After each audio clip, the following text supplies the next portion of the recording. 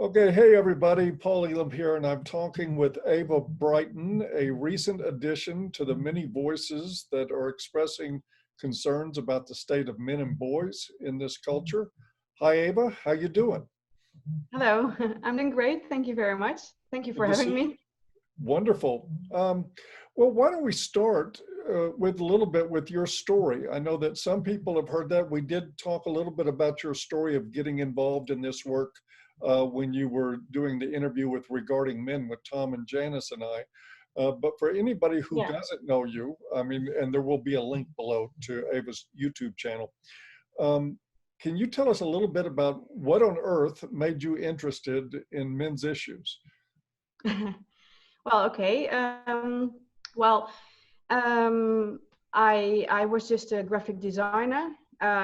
Nothing special. Didn't know anything about the men's right movement or anything until I met my current partner, who was the victim of a woman with, well, in his case it was a borderline personality disorder woman, which is usually not very good, but in his case it was really bad.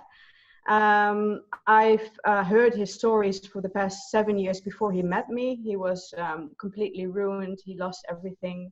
And when I met him, he already lost everything. And he was just a shadow of the man that he used to be, with a lot of trauma, with a lot of pain. And it really did something to me to see someone that I fell in love with be, yeah, completely ruined, up until a state that the point that he's unable to recover mentally. And but it didn't stop there. When I met him, we've been through a lot since then, for the past 7 years again, so 14 years for him already, or 18 years in total, and that's 7 years for me. So I've not only heard it, I've seen it, and that made me think. We usually, when I think that when people experience these things, they think they're alone, they're the only ones. And in 2017, I believe, I saw The Red Pill from Cassie J, which was really eye-opening for me to see that this is happening to men all around the world. And I started doing a little bit of investigation, and just from home, searching on the internet, searching the names, like yourself. You're in the Red Pill. I started following you, and Voice for Men, and all kinds of men's right movement pages on the internet before they got shut down. And it made me really angry to see that this is just not one woman doing this to one man. It's really on a global scale. And that really made me interested in speaking out my own experiences and trying to give a voice to the men that are being silenced. Can you tell us a little bit more about what it is, at least from your perspective, what you've seen in the last 7 years? What kind of craziness is your husband going through? Well, just it started with his ex-wife. Suddenly, one day, she took his child away, their child, and moved out. She just before that, she had how do you say, she got a mortgage on his house with his signature. And he knew about this just a few days before she left. But they were saying, you can rebuild your house. It's not a problem. Just it's great what I did for you. And then he was just thinking, well, you're right. We can. He's making enough money to pay it back. So why not? His house was already fully paid off. So a little small mortgage with it is not a problem. But the thing is, when she left, she took more than half of that money with her. There was no proof at all because she already took all the papers from the house. She took the child and she went to the police saying that she was abused. One day he was arrested in Spain and he was put in jail. and they made him say he was guilty, otherwise he would stay in jail for a couple of months. And it was a terrible stone cell. He was really complete shock, so he pleaded guilty immediately. If he said, I would have pleaded guilty for murder if it gets me out of this prison cell. So it was really a complete shock. He didn't really know what was happening. When he was out of jail, she stopped the trial because his father died. And then suddenly she said, oh, I feel so bad for you. And just to know how our borderliners work, now she was having compassion for him, and she stopped the complete trial. But he had to pay €4,000 a month. I don't know really how that happened, but they went through with the trial even though she stopped it. So he had to pay a lot of money per month. He was not able to see his daughter anymore. And that was just the start. And after years passed, she tried to take the child away. He was not unable to see the child unless he would go into mediation with her. So he did that. He paid for the mediation. And I think it was five months of mediation, trying to see his child, because if it would be successful, he would see his child. And the mediator said at the end of the session, she said, "This is insane. He needs to see his child." But then his ex said, "Well, I'm canceling mediation now." And because she was the one that initiated it, she was the one that had the power to use this in court or not. And because the mediator said something that she didn't like, she canceled it. He had to pay all those months of mediation for both of them. And from that moment, he was unable to see his child anymore. So that's just, I think it's just, when I hear men talking about these issues, it's regular things I see now. Everyone is going through the same things. But the last years, I'd say when he had met me, obviously things started again, because she was not very happy that he was happy again. So then she tried to attack me on multiple occasions. It's really, she contacted my family. Physically attack you? Yeah, the last 2 years. Before that, she just harassed my family, my mother, my brother. She searched them on the internet. She searched where they worked. She called their work to say, "I have to tell you something about the partner of Ava, and he's very abusive, and you need to get her out of there," hoping that my family would believe it and get me out of here. But that all didn't work, because I already told my family everything that has been going on here, and we have proof. So I just showed them everything. So that didn't work. And I think it was the last 2 years, suddenly things started to get really grim, as we were living still in the same house in Spain. And a woman entered our property.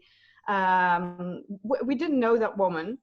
And she said to us, "Your house is my house." That was the first words that she said. And she was not allowed on our property, but we had our gate open, so she could enter. And that was the start. We didn't really know what was going on, but we immediately called the police, because she said, "Give us the proof that you live here, because I've been sent by a family from Holland." Stupid enough that she said that, but that was the moment that we knew who sent her. She said, "Your house is my house. You need to get out of here, or else we'll throw you out." And after that, just things happened. If I would go to the supermarket alone, those women with a group of 15 people would go to me and say, "Your house where you live in is my house. We've been in your house. We know how it looks. We know the inside of your house. And we're going to throw you out." And when we did a little bit of research, we knew who those people were. That were they called ocupas. Ocupas in Spain is a group of people that do not have a house or work, but they're very violent, and they try to enter your house. And if you're, for example, if you're on a holiday, and if they get into your house and they change the locks, by law, they can stay, because everyone needs a house. It's a really insane law, and you have to. It can take up to 2 years for them to get that to get them out of your house. Laws changed a little bit because they are throwing people out of their house in Spain many times. But I believe that the ex from my partner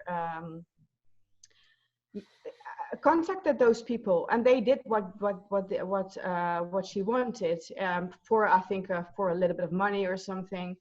And when that didn't help, I think it's a year later or something that they stopped harassing us, because we went to the police. And then later they tried to, it's just an insane story. I usually don't tell my story because it's pale in comparison to the stories that I hear from men. But they tried to kidnap me, other people. And all those people are so stupid to tell that they are being sent from people from Holland, that we know now. We know who did this, and we have lots of proof, lots of more story. There's a lot of more to it, but it's too much to share now. But that's just the things that happened to me personally in this situation. I guess what you found out was what a lot of men find out when they go through these circumstances, that there's literally no help to be had, that the authorities won't intervene, the courts won't intervene, and I wondered, as you know, one of your most popular videos was the one about, are all women completely crazy? And I wondered if there were traces of this story in that video. And plus the fact that the authorities just let this go on. And so part of what I would want to say to you is, welcome to the world of men. This is what happens. A lot of us did get to the men's movement because of a crazy former partner absolutely making a wreck of our lives. Many of us have been through it. Were you surprised at this, that this sort of thing was possible? Yes, absolutely, because I think that everyone who's growing up in a normal society thinks that people like the police or the judges or the lawyers, that they're there to help you. So you believe everything that you see on the television and mainstream media. You believe it. It's just normal until you experience what happens. And I think that people, women that use this against a man or a former partner, know that they can do as many crazy things as they like, because people just don't believe it. If I tell my parents what happened, for example, last week or something new happened, even though they already know a lot, the first thing they say is, no, I believe that's not possible. It's just not possible. But it is. And of course, I was shocked. The things that I've experienced in court cases with my partner were absolutely, I have no words for them. You have proof, you see who's the aggressor, who's the victim. You see it, there's proof. Even when there's little children involved, they just don't care. So yes, it was really a great shock to see that you're not helped in any way. You're not helped. Yeah, it is amazing. And you know, that is one of the most common themes that I've seen in men that I've worked with over the years. When they're entering a high conflict divorce, at the very beginning, they're of the opinion that if I just tell the truth and tell my story, that justice will prevail. Yeah. Wrong. Absolutely wrong. Yeah. Completely wrong. It's the opposite. Yes, it is. Usually. Yeah. What I've seen with my partner, for example, that's the only thing that I can really speak or talk about, but I know it's true. He did the same thing. He told his family, and he told his friends. up until those women like this who do these things, they continue years after years after years after years. And for example, my partner was in it, and his ex-partner was doing it for years, and all his family, they stopped wanting to be around my partner because it's only the same. It's always, there's something wrong with the ex. Well, perhaps there's something wrong with you, they said. And these stories are just too insane, and they just don't want to hear. People want to hear fun stuff, want to hear something good. They just don't want to hear continuous whining about things that are happening. And it just really is the opposite of, it doesn't help anything. He lost his family and friends to it. They just don't, they're not in contact with him anymore because they chose the side of this woman. Not really believing her. They say to him, yes, she's insane, I know, I know about it. But when they are in contact with her, she is very happy. She's very, oh, life is great, everything is, so that's fun to be around. It's not fun to be around a man who lost everything and who's continuously talking about what happened to him. So it doesn't help to talk about it. That's the grim side of it. Yeah, and borderlines they're very, very seductive. They're very, very charming in many ways. There's a sociopathic edge to their personality. They're very good at convincing people. But one of the things I try to get across to people is that when you live in a culture that's already predisposed to believe a woman, whatever she says, and to blame men, no matter what, then it's very easy for a borderline to wreak havoc in many people's lives. And again, just like you said, even when children are being hurt by this and when their lives are being upended, there is a blind spot in society to what women do that is absolutely lethal. Absolutely, yeah. So you came into the men's movement honestly, like actually in many ways like a lot of men did, at the hands of an abusive woman and a state that will absolutely give her a pass on anything that she does, and a society that will enable her even turning family members against. This is the common experience, I think, that takes men into either MGTOW or the men's movement or becoming an advocate.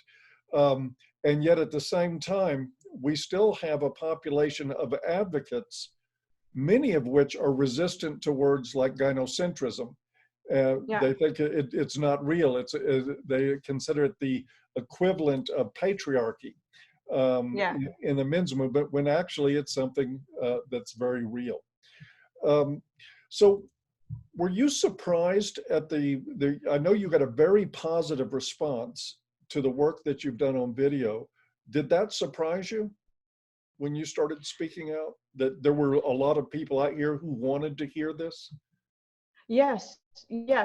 I really didn't expect this to happen, what's happening now, because frankly, when I started making these videos, especially the first one, I was really pissed. Not only because of the ex-woman of my partner, just women in general in my from what I've seen happening with people that I trusted, or friends, or just the people on the internet. I have a lot of I was just thinking, I was just angry. And that's just the reason I started making the first video. But when it started to go viral, that video, I noticed indeed that people were noticing it as well, and they were very happy to see that someone was talking about it, especially a woman, because woman turning on women is a little bit, you cannot you cannot say it's a misogynistic woman or something. If it's a man, the video would have been deleted. So they were happy that a woman was saying it. And when I started making the other videos about my experience or the things that I've seen on the internet or anything, I really didn't expect it to have an impact that men would say that they appreciate it, that they're very happy that someone is saying it. Because I was thinking, after all these years, just is just what happens to men all over the world. They know it. So what new information do I bring?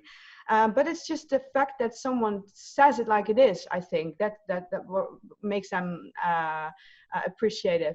But I really didn't expect it to be like this. Not at all. I expected a lot worse. I expected people to start hating the things that I would say, or attacking me or something. But that really didn't happen the first few months. So didn't expect it like this. No.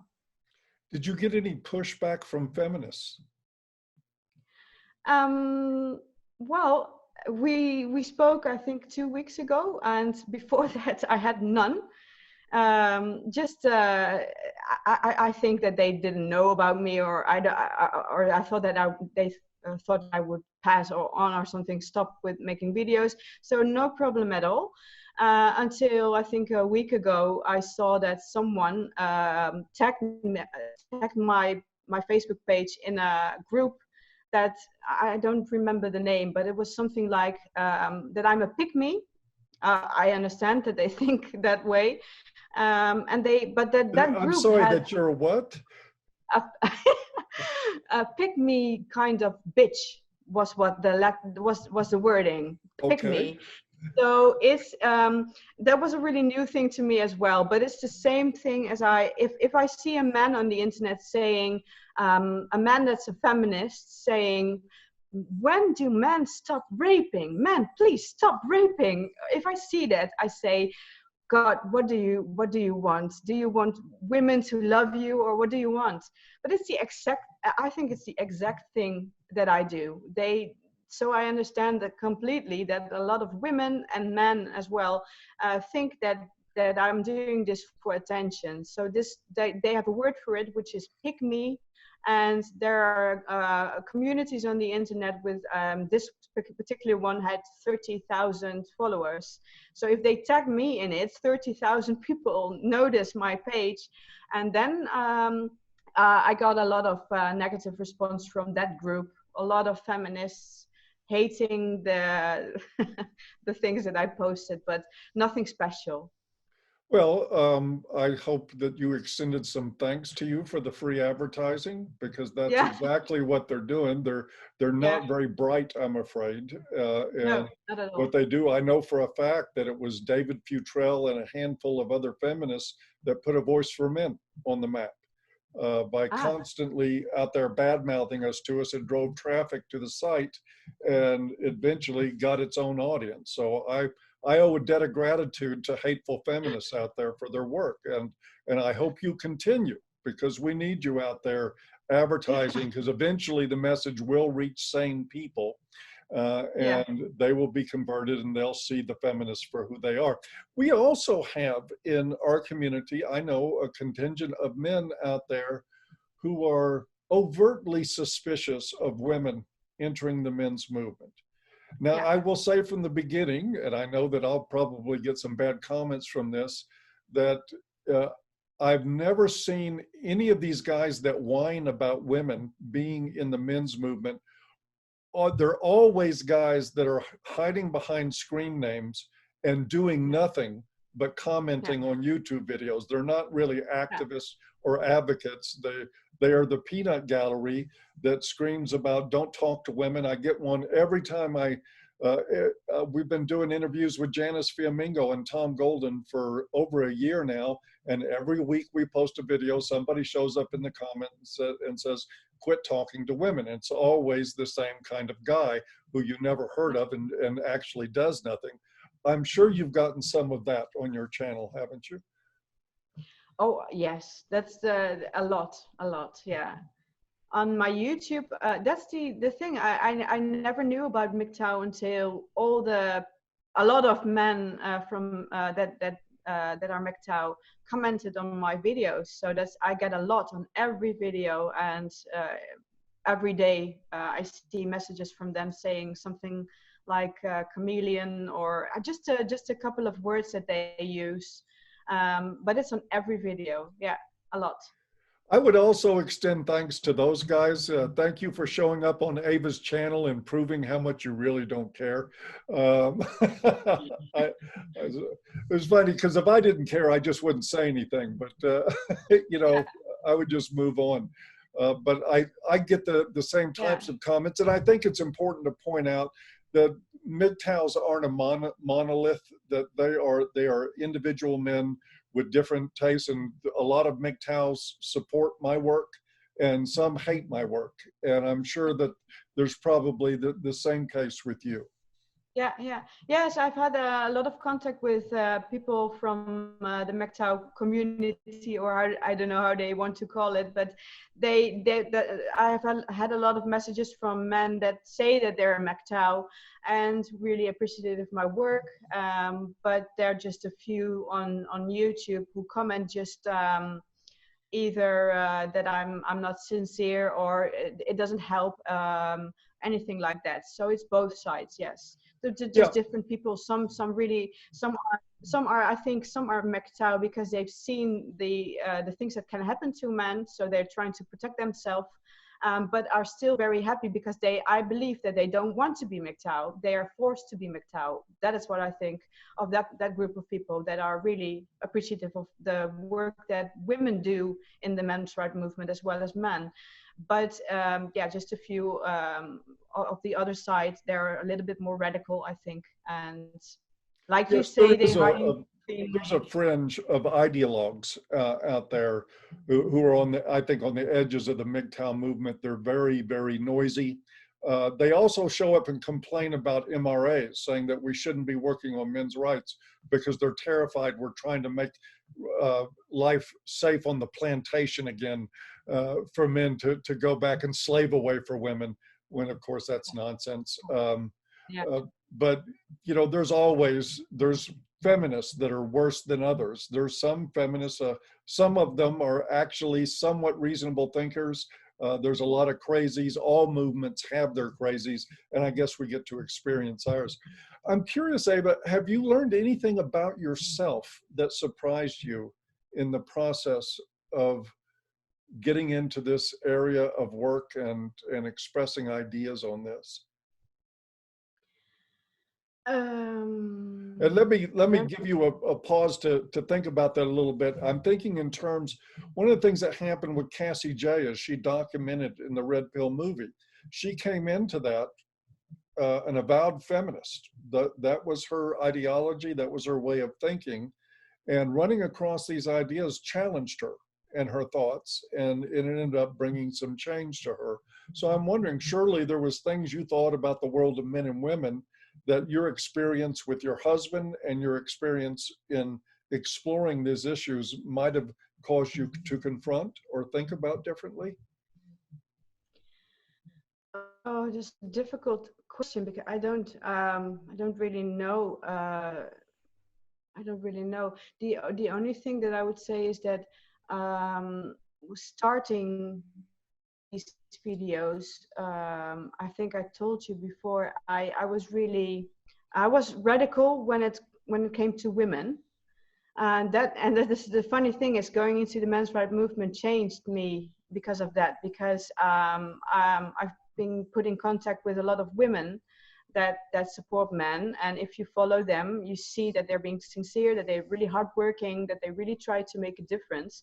And that really changed my thought, that really changed my view of women in general, because I was at a point thinking that at least this new generation, everyone is just insane and they cannot be trusted. So I would say I understand MGTOW completely. If I were a man, I would be MGTOW as well, because of what I've seen. But I see, if you don't follow those women who are really doing their best to help men or to do something, then I understand that you're radical. So that's just the thing that changed my thinking, and no, I don't really know anything else. Probably if I think about it a little bit longer, I know, but now I do that all the time. Don't worry about it. Now, you are currently, or at least you were before the COVID crisis hit the world and forced us all indoors, you were Yeah. developing and working on a documentary uh, about men's issues and men's rights. Can you tell us a little bit about that, what you've been working on and what you hope to accomplish with that? Yes. Well, what just a couple of, I think a month ago now, I started sharing my ideas of making a new YouTube video with just one subject, because a lot of my videos have multiple subjects, and I wanted to just do something, a video about fathers being alienated or the things that they've experienced. And I put that on Facebook, and a few of the friends there suggested that I'd interview friends of mine that have experienced this, because I told them I have at least 5 friends that are going through this or having been through this as a father. And that was a good idea. I'd never thought about it, because usually they don't want to speak about it, especially if they're in it. They don't dare to speak about it because, yeah, you know, it can only work against them. But I asked those people, and they were, to my surprise, they wanted to help. They wanted to be interviewed either anonymously or with their face and name on it. And so I just talked with the friends on Facebook, and the idea of making a documentary just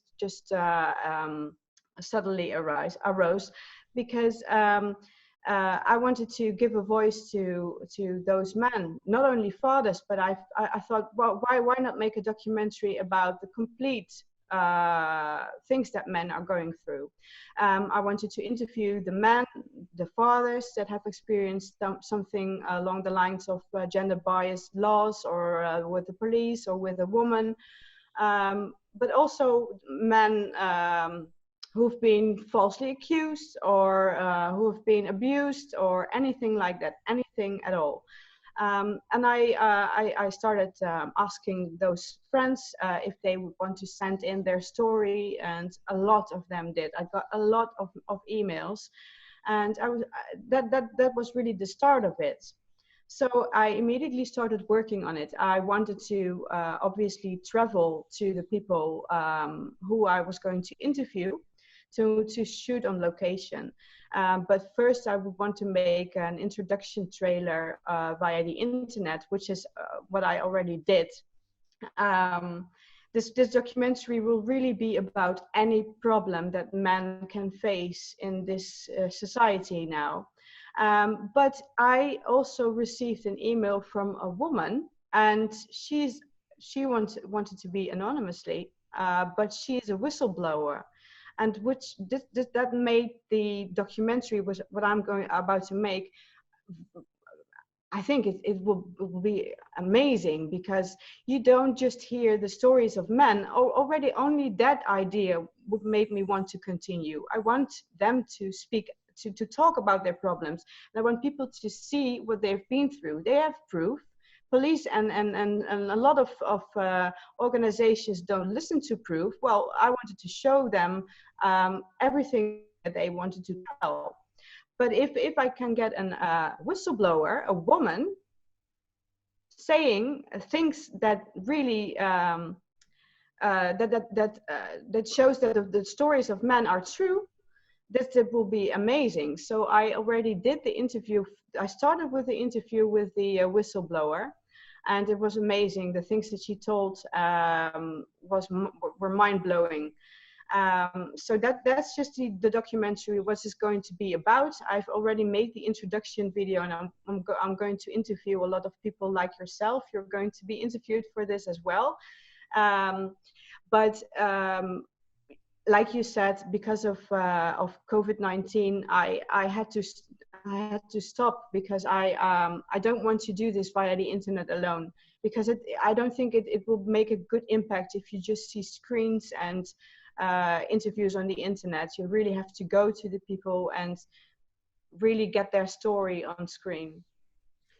Can I ask, your whistleblower, and we don't, of course, we don't want to get into the details of what she has to say, but can you tell us what area? Is this in the area of family courts or in some other area in particular that she has information about? Um, yeah, not specifically. It's just this woman was assigned to a couple of women's health organizations, and groups of women coming together, sharing their stories, wanted to get help, and this is just it's not family court specifically. It's just women trying to help women, and within those groups, men are never in those groups though, so they don't know. But this whistleblower told me specific stories about them really actively trying to get her to get men arrested, not just her partner, but men in general. And those stories are amazing, because then when you listen to that whistleblower, you completely understand why all these women from all around the world do exactly the same things. It's like a script. It's like they have to do this, then that, then that, then they go to the court, then the police. It's just the same. And now if you listen to the whistleblower, you understand why. Because most of the women get those tips from organizations. Absolutely. Well, yeah, and that's worth waiting for. I agree with your situation. You are doing well to wait on the documentary until you can film it properly, because it wouldn't have the impact that these kind of recordings do. So we'll all be looking forward to that. Is there anything else that you would like to say that I haven't asked you before we wrap up here? Not specifically. No, I really enjoyed the interview with you, and I really hope. I would only like to say, for the last, I think, 2-3 weeks, I believe I've showed you part of the documentary already. It's on my YouTube account, but it's unlisted, so you only saw it, and a couple of other people. And But I I can believe say that about that. I'm not sure.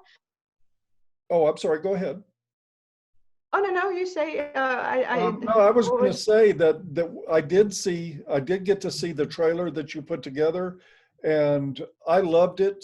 And what it made me think of is if Cassie J had 2 more hours to put into the red pill, this is where it would have gone, deep into the stories that are actually behind these issues. Cassie did a wonderful job of showcasing the issues, of offering some evidence, but as I know from my work in this, that once you dig down past the superficial part of the issues, we're talking about millions of human stories here that are very, very heartbreaking, very compelling. It gives you a sense of the damage that these issues represents. And so that was my thought. If Cassie had 2 more hours to do the red pill, she would have been able to dig that far, but of course you can't do a 4.5 hour documentary. But it certainly piqued my interest. I think it's a great, worthwhile project, and I think it is a fitting continuation of the film work that's already been done by Cassie J. Great, yeah, and I would like to say, if anyone is listening and has inside information as well, I can obviously use a lot more than I have. A few very different people with inside information, whistleblowers, but everything that will be very helpful, obviously, because I think that's what makes this documentary really strong. So I could use all the help, obviously. So if anyone has something, they can email me. I would like to add an appeal to that too, for you to contact her with information about a particular case.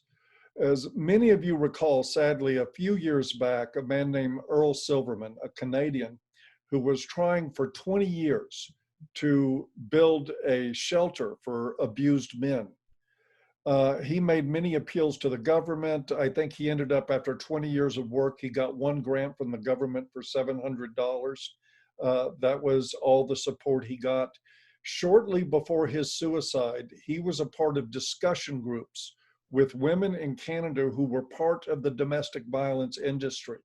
And I've been told by a firsthand account that the women there were very abusive with him, very cruel to him, treated him very badly, harassed him. He ultimately killed himself. If there's anybody out there, the one woman that I know who was involved in that, not as an abuser, but who witnessed it, refuses to talk about this with anybody.